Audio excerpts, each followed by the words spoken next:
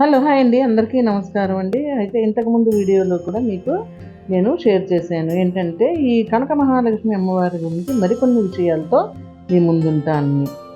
శ్రీ కనక మహాలక్ష్మి అమ్మవారి దేవస్థానము విశాఖపట్నంలోని బురుజుపేట పరిధిలో గల ప్రసిద్ధ దేవాలయం. ఇక్కడి అమ్మవారు శ్రీ కనక మహాలక్ష్మి విశాఖ ప్రజల గ్రామదేవతగా వెలుగొందుతోంది. ఇక్కడ కొలువైన శ్రీ కనక మహాలక్ష్మి ఆలయానికి ఒక ప్రత్యేకత కూడా ఉంది. ఇతర ఆలయాల తరహాలో ఈ ఆలయానికి పైకప్పు కానీ గోపురం కానీ ఉండవు. అంతేకాక అమ్మవారికి ఎడమ చేయి కూడా ఉండదు. ఈ ఆలయంలోని గర్భాలయంలోకి వెళ్ళి భక్తులు నేరుగా అమ్మవారికి పూజలు అర్పించుకోవచ్చు, ఇంకా నైవేద్యాలు కూడా సమర్పించుకోవచ్చు. వరలక్ష్మి వ్రతము, దసరా పండుగల సమయంలో వేలాది మంది భక్తులు అమ్మవారిని దర్శించుకుంటారు. సాక్షాత్తు కనక మహాలక్ష్మి ఇక్కడ స్వయంభూగా వెలిసిందని భక్తులు నమ్ముతారు. ఒకప్పుడు ఈ ప్రాంతాన్ని ఏలిన విశాఖ రాజుల బురుజులో ఈ ఆలయం ఉండేదట.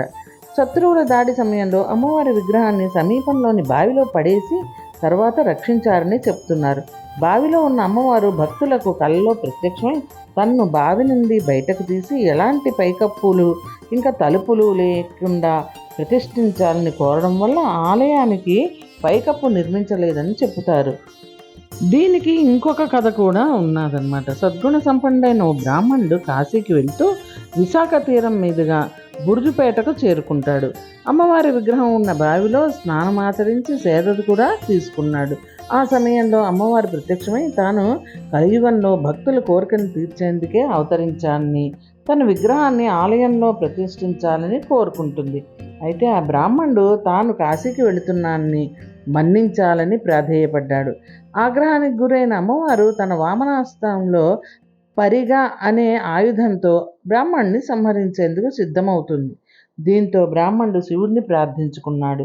శివుడు విగ్రహాన్ని గ్రహించి అమ్మవారి వామనాస్త్రాన్ని మోచేతి పై వరకు ఖండించి శాంతిపరుస్తాడు.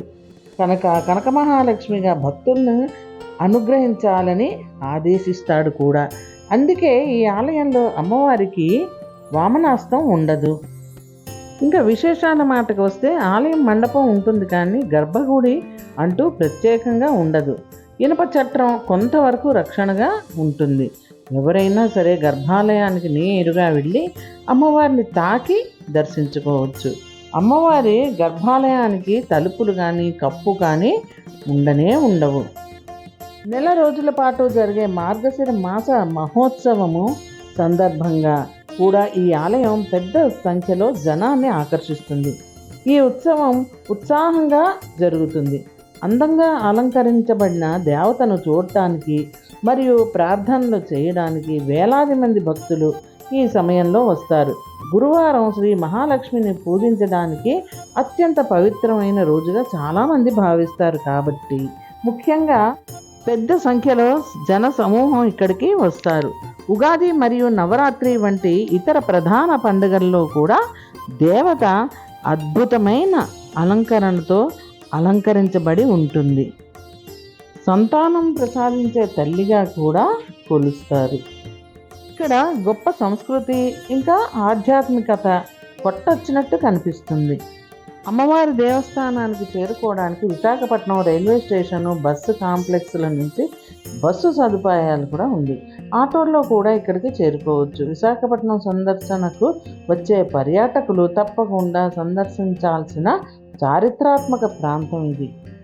ఈ వీడియో నచ్చినట్టయితే లైక్ చేయడం అస్సలు మర్చిపోకండి.